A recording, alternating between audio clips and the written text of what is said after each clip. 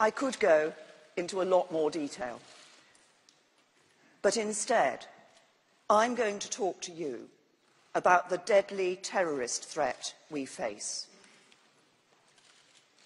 David Haines was a tireless humanitarian worker who helped Muslims not just in Syria, but in Bosnia, South Sudan and Libya. 2 weeks ago, he was murdered by terrorists simply for being British.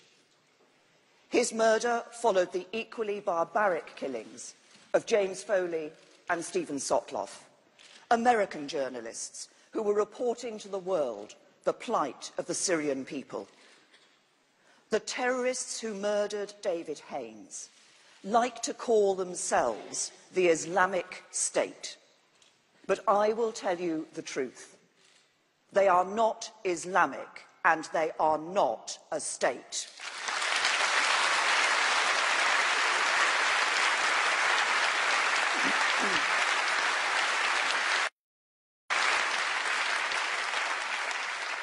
Their actions have absolutely no basis in anything written in the Quran.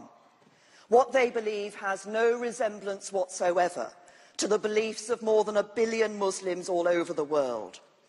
And, like all the other Islamist terrorist organisations, they have caused the deaths of many thousands of innocent Muslim civilians. They occupy large parts of Syria and Iraq. This hateful ideology has nothing to do with Islam itself.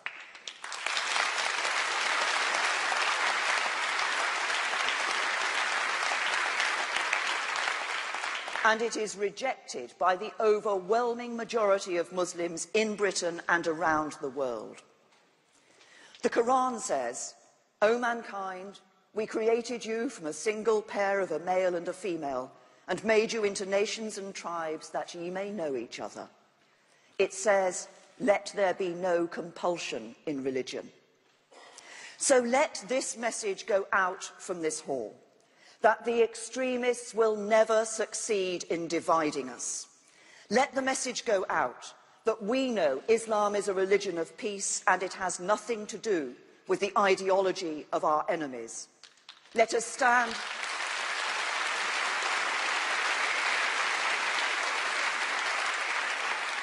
And let us stand side by side with the British Muslims who are coming together and saying, "Not in my name."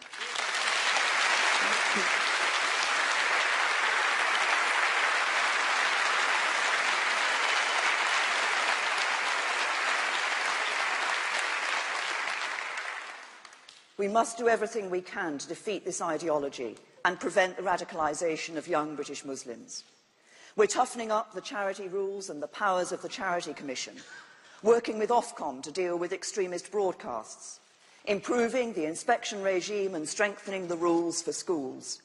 We're working with the Ministry of Justice to tackle radicalisation in prisons, demanding more from universities to